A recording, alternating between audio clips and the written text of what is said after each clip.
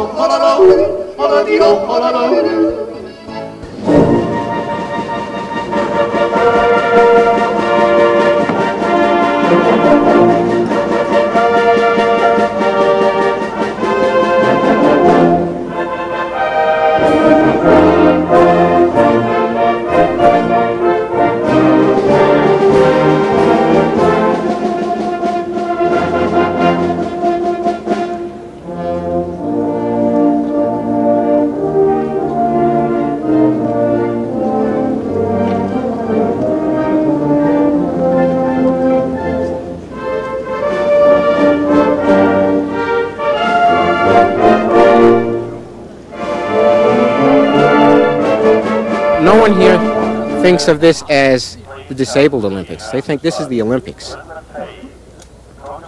When we talk about it among ourselves, we're going to the Olympics. It's not, we don't use that adjective because this is world-class competition. There's intense competition, but there's also intense camaraderie. And that's to me, that's the spirit of the Olympics. It's a chance for me to see other people who I've grown to know from different countries and see how they're doing and how their training's coming, and see how the whole sport is growing and we're all getting better. Being here in the Olympics is really a dream, and it's what I was working for very hard during the last 2 years. So I'm very happy. I started skiing when I was 5 and lost my leg when I was 12, and been skiing since then. Started racing when I was 16. I've always loved skiing. Skiing was something I've done forever with my family, weekends, vacations. We never went south of Florida, we always went north. So it was pretty natural direction to take my skiing. I was hit by a car in July of 1968 while I was returning from a training run with my bicycle teammates. We were riding back from an evening of training. I broke my leg in 2 places and my arm in 2 places. As a result, I have nerve damage in my left arm, and I was in the hospital for 9 months. I started skiing after I had the accident. It just suited my body better than the cycling because of the disability. I remember I went to a ski shop once, and I asked the man about equipment, and he asked me, can you ski with one arm? And I said yes, and he said, I don't know how you would do that because your body would be unbalanced. And I've never skied with 2 arms, so I can't think of what it would be like to use a left hand, to have to think about moving my left hand in unison with my right leg. I remember very distinctly seeing my first amputee. It was maybe 14, 15 years old, and he was an arm amputee, and I couldn't even talk to the person. He was real comfortable, but it scared me to death, and I couldn't go past that.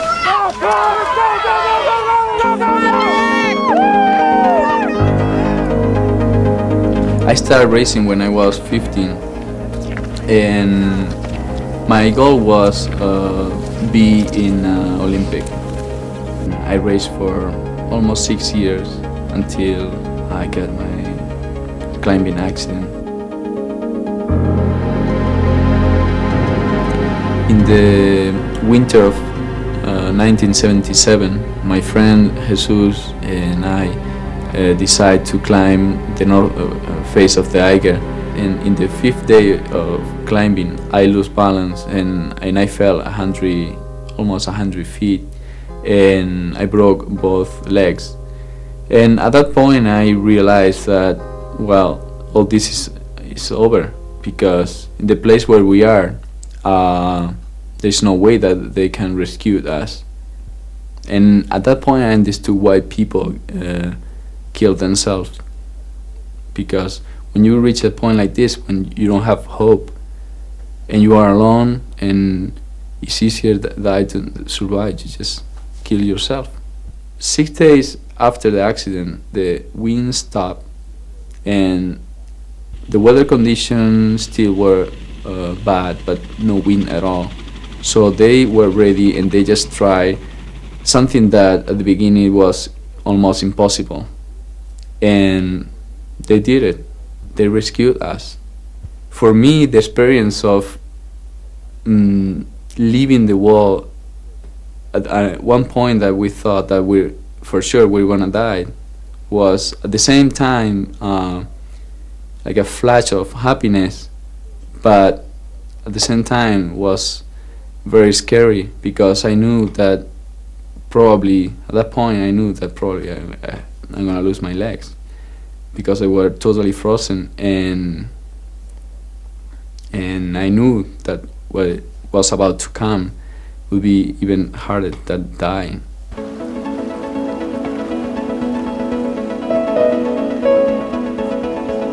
Well, I think any time that any person who has not been highly exposed to an amputee, and I'm just going to use amputees as an example, but some kind of visible handicap, everyone's first reaction was, what would it be like if that happened to me? And in your mind, you are going to try to imagine what it would be like if you lost your leg.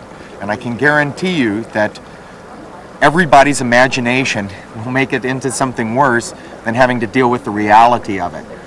When I got my amputation, I think I made a whole review of my life, and part of it also probably my love life, how that's going to be affect. And I don't know, very soon I read to the conclusion, well, if they don't love me like this, so what? I mean, wasn't anything important. I don't want anybody to feel sorry for me. I thought that I would like to find somebody who loved me the way I am. So I read to that conclusion. After that, I didn't have problems, especially in the hospital. I had a little fun there. I was not quite so lucky as Miguel in the hospital. And quite frankly, for 3 or 4 months, I was very worried. I was 20 years old. I'm in college, right? I'd just really begun to, meet a lot of girls. But I think being visibly disabled kind of, in a sense, acts as a filtering process. The shallow people are not going to be attracted to you. They're going to be intimidated. So you're not going to meet those people anyway. So therefore, the people that you do meet tend to be a lot more real. My wife, I don't think, even thinks about it. It's almost like, well, she wears contact lenses, and it's almost like we each have a little disability, and she has to get up in the morning, put her contact lenses in. I have to get up in the morning and put my leg on. Yeah, that's something that is very funny. When Laura and I we get very tired and we start talking, I have to take off my feet, I have to take off my eyes. Yeah. It's because Laura wore lenses too. Uh-huh. So that's we have some similarities there too. Have you ever been asked if your wife is disabled, is an amputee too? No. I have. I think that's interesting, that someone would ask, is your wife an amputee too? As if, how could anyone that, and that just shows you people's preconceptions as, well, how could somebody, love you? You're only half a man. When I fell in love with Miguel, and when it eventually became obvious that we would get married, I never thought in terms of what his disability meant for me. I feel that Miguel, as a handicapped person, he certainly does have his limitations, but then again, I have mine. So if we can live together, each one of us respecting our own limitations and compensating one for the other, then I think we're all right. Miguel, good luck, buddy. Thank you. Ski hard. Ski well, buddy. Give it hell. Good job. 4, 3, 2, 1, ab.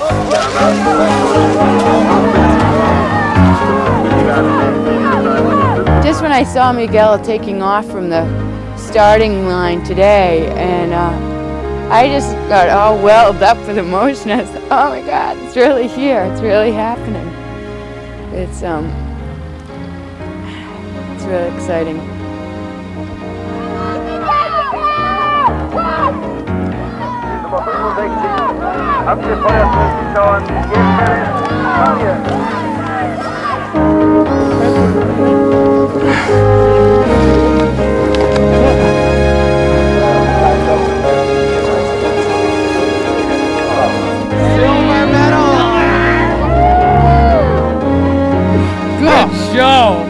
Now we can celebrate.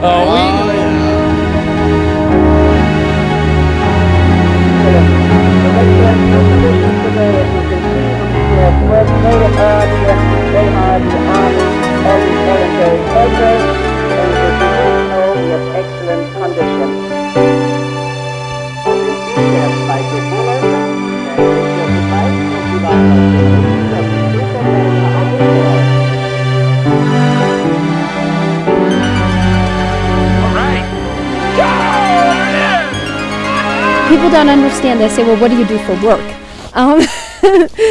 And this is my work. This is my life. I train physically training, running, weightlifting, everything that a skier on the U.S. ski team does. And people don't go up to skiers on the regular U.S. ski team and say, what do you do for work? They assume that that's what they do. To become the best, you have to give 100%. The biggest stereotype is the Special Olympics stereotype. We get confused with that continuously. Special Olympics is very well organized, has really done a tremendous grassroots effort in terms of getting people involved who have developmental disabilities or are mentally retarded into sport. Special Olympics is a good program, serves a certain population of the disabled and does a good thing. But that's not what we do. We are elite athletes who happen to be disabled, training at a very high level They're after that level of success and crossing that boundary, if you will, from disabled into competing against able-bodied people and performing quite credibly. I like roller skiing and I like racing. So it's no problem for me to train when there's no snow. I live in Brooklyn, so I have to roller ski. I do maybe 1,000 miles a season, just roller skiing, not counting strength, running, weight training, watching videotapes, self-hypnosis. Anything you can use that'll give you an edge, you use it. The thing that allows me to train most of the time by myself, in the dark, in the cold, is the fact that I know somewhere in Finland there's a skier who's getting up and going out of his house and stepping on snow. And I know that in order to beat him, I have to train. So that's my motivation. Even though I'm on the top level of skiing on the disabled circuit, I don't feel that I've reached as far as I can go and reached my peak. The racing on the regular circuit really interests me, and I'd like to see how far I can take that. In particular, slalom, I think we could get much closer to the skiers on two legs. We're certainly able to ski the courses that the able-bodied skiers do, and I don't see any reason to keep ourselves segregated, or segregated is the wrong word, but keep strictly involved with the disabled skiing. I think it's important for everybody that we're out with the other racers, and even if you're not winning those races, I think that's relatively unimportant as to seeing how far we can go in those races.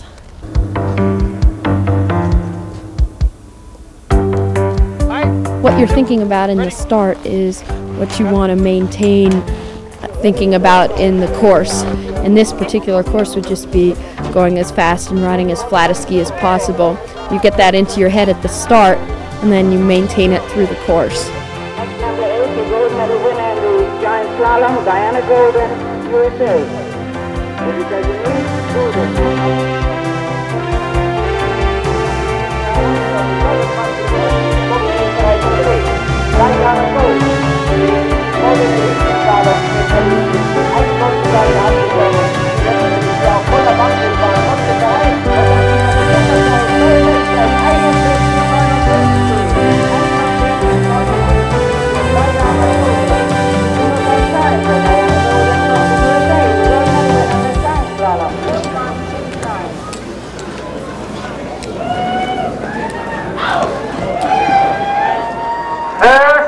Winner of the gold medal. Erste und Gewinnerin der Goldmedaille, Diana Golden, USA.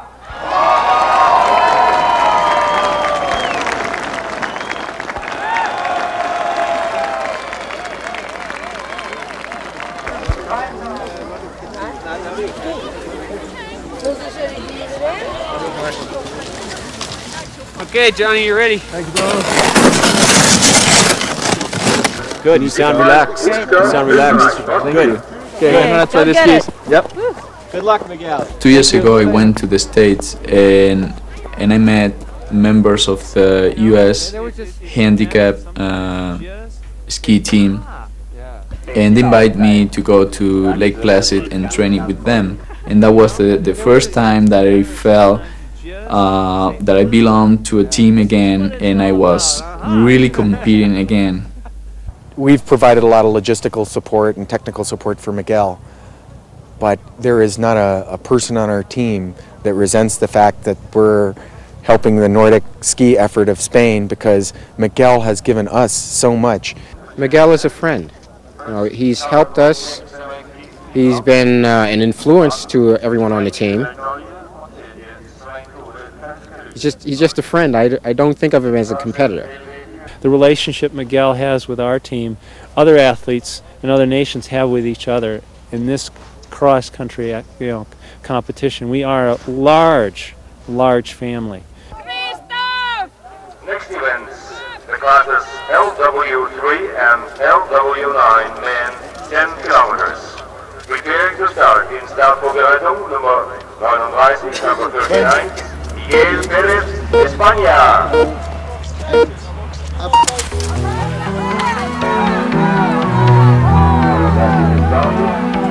colors number 39, Miguel Perez Valiente. Lane Valiente.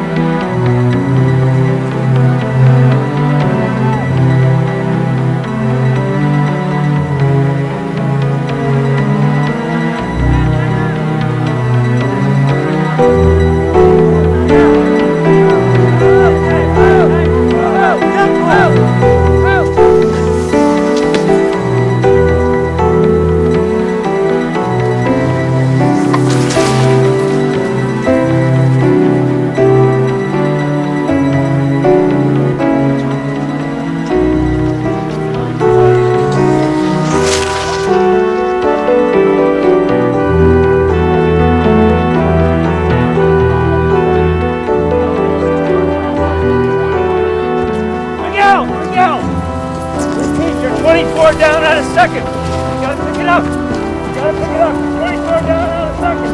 Pick it up. He's in third place. He's 24 seconds out of second.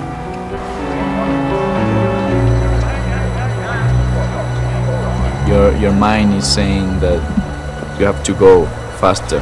And your body is telling your mind, I can't. But if you can get both together to work out together and you just forget about thinking, then is when you have your best races. When you don't think about it, you just want it and you go for it. Well, you're 40 up here in second.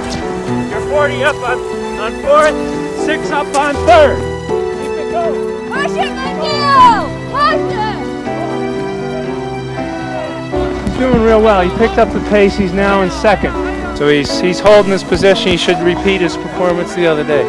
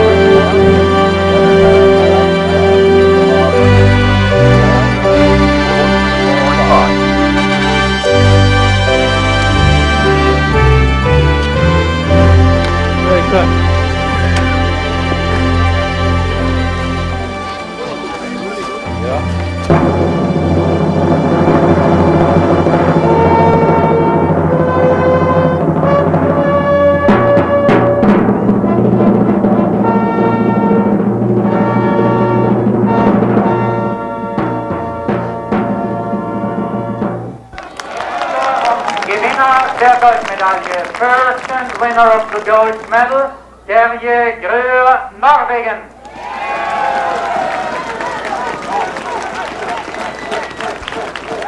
Zweiter, Gewinner der Silbermedaille, second and winner of the silver medal, Miguel Perez, Spanien.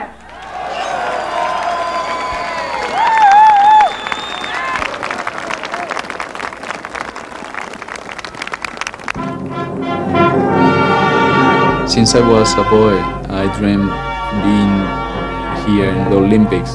And for me, even if it's not officially called the Olympics, I really feel that there I am in the Olympics. And I think I'm very happy.